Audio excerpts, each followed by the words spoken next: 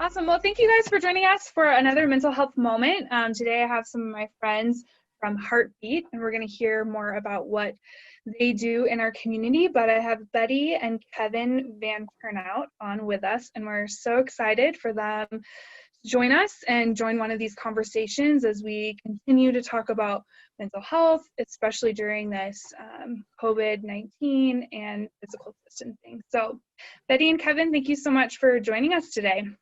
Thanks for having us. Yeah, so one of the questions we always like to start off is, what is something fun that you guys have been doing during physical distancing? Fun? So we like to play with the whole work from home thing, and about this time of day, we'll both meet in the main level of the house and say, we're home. Oh, the commute was terrible. The commute was awful. It was 13 whole steps. I like that. I like that. Yeah, we do. Yeah, my commute from my bedroom to my work from home desk was like 12 steps. So right. Yeah, I had to walk very far. Yeah. In the morning you say, I'm going to work now, and you just kind of walk up the steps. Yeah, totally. You're like, see you in 8 hours. Bye. That's a good one, yeah. Or 8 minutes, whatever the case may be. However often we check on each other. Exactly. Yeah, that's fun. Have you guys learned any new skills or anything? All those like sourdough making people or all the things? No, sorry. We just work. We just work a lot. Great. Yep, I hear you. Yep. That's fun. Awesome. So I know like you guys do some really incredible, serious work in this community. So would you mind telling me a little bit about what is Heartbeat and what kind of services you offer? So Heartbeat Survivors After Suicide is a Postvention grief support group, which is peer-led.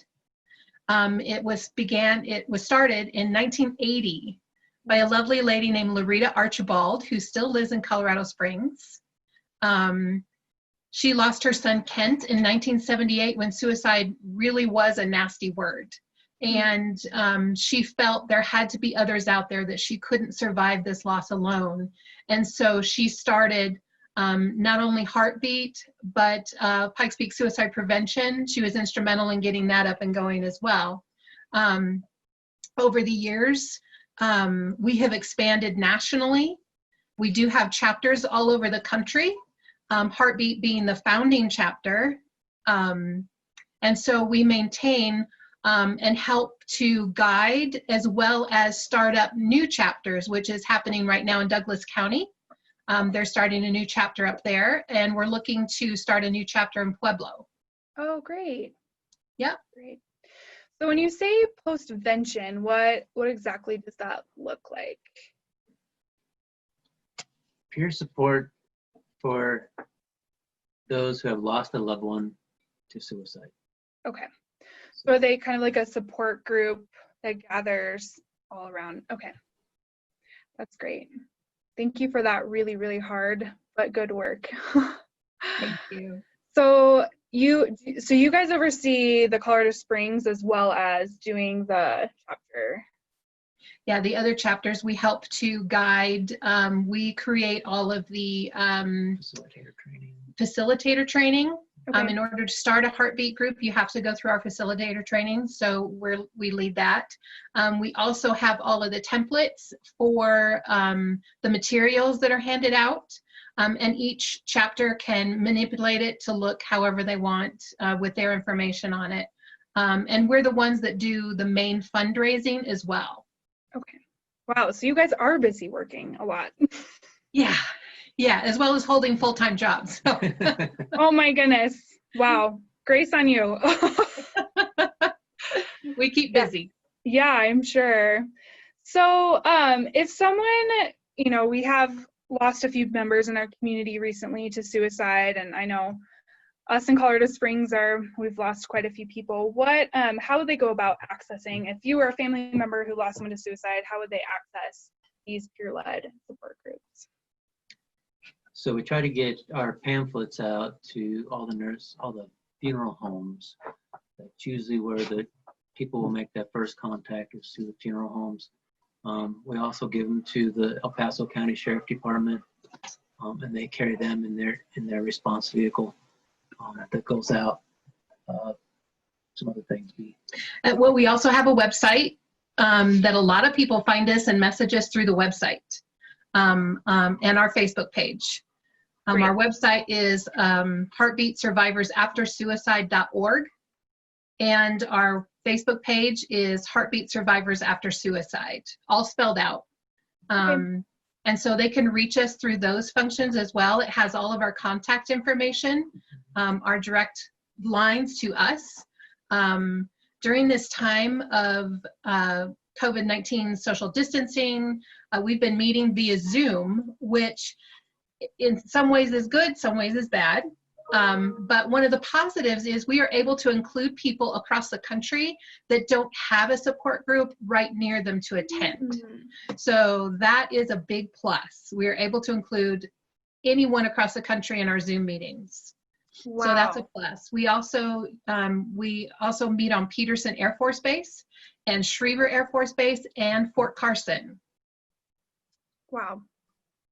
That is, yeah, I love hearing the like positive things that are coming out in the midst of A, the work that we do in suicide prevention, and B, in the midst of this pandemic. Like, yeah, people that may not have had access to support groups are now able to join in. So that's really beautiful. Right. We've been looking to, there's a lot of other people that have contacted us from other states and would like to start a heartbeat group.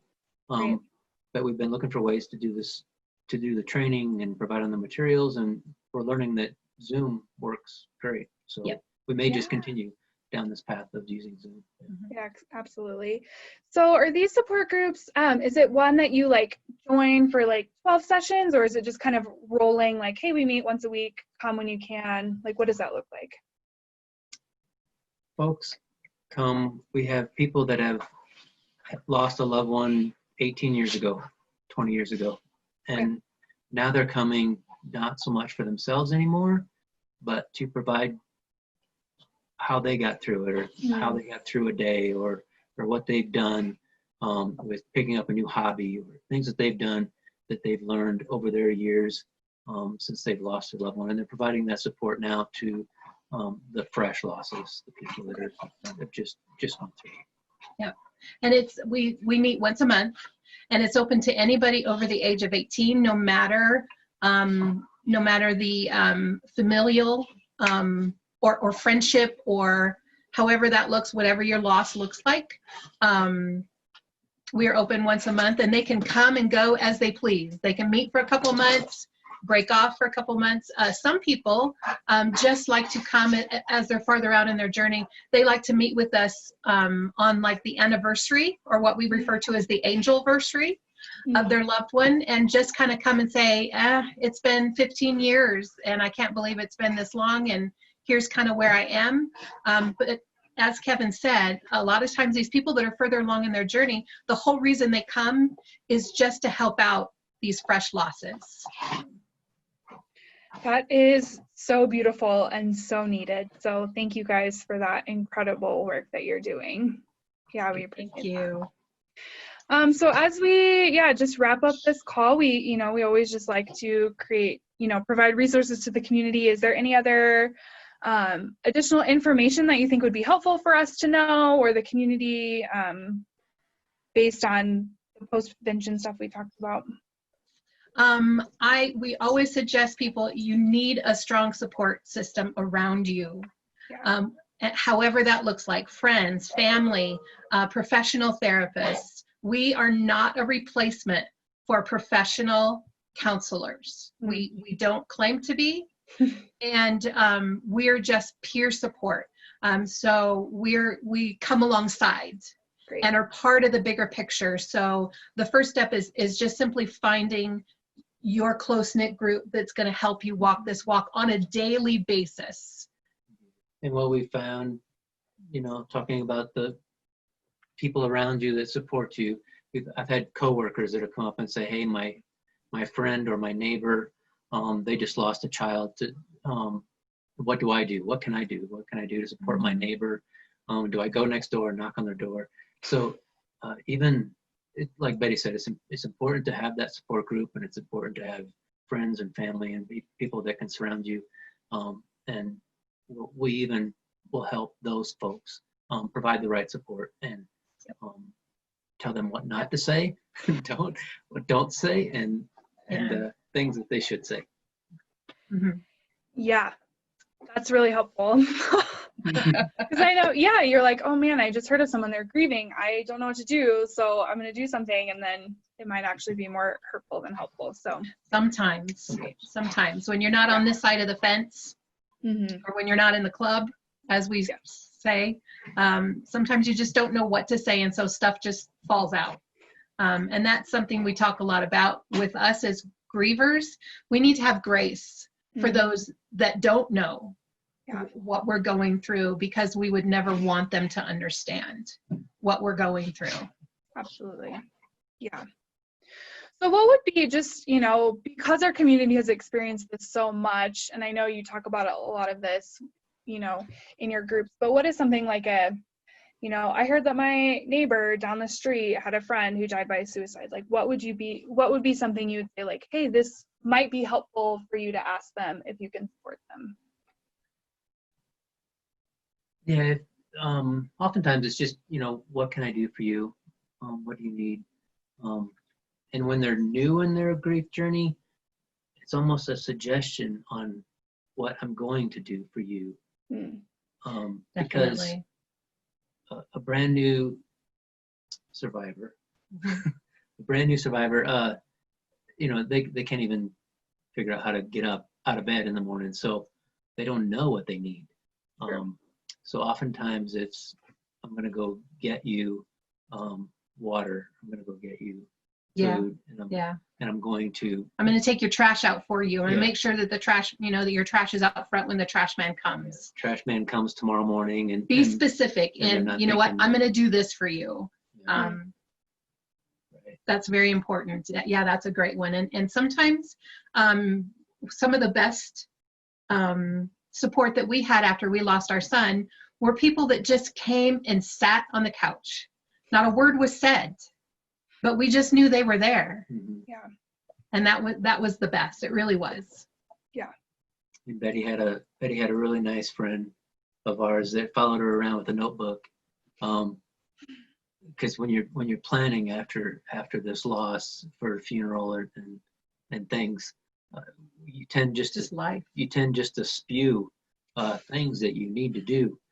So this friend would follow around with a notepad, and she would write down everything that Betty was saying, in hopes to prioritize it. And then she would take care of what she could. Yeah. And then she'd just take care of it. Yeah. What a good friend to have.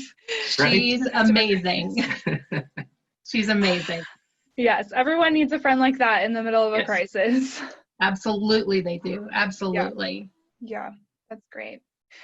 Well, thank you guys so much. I think you gave, those who are watching just like a really small insight into a glimpse of the work that you do and how we as a community can really support those who have lost loved ones to suicide, because it's a grief journey, it's a process, and it affects so many people in our community. And so I appreciate the work that you guys do. Thank you for sharing your story. Thank you for sharing your just your heart for this issue, on top of working your full-time jobs and everything else you have going on. So I think that really speaks to your passion for it. And so we appreciate that.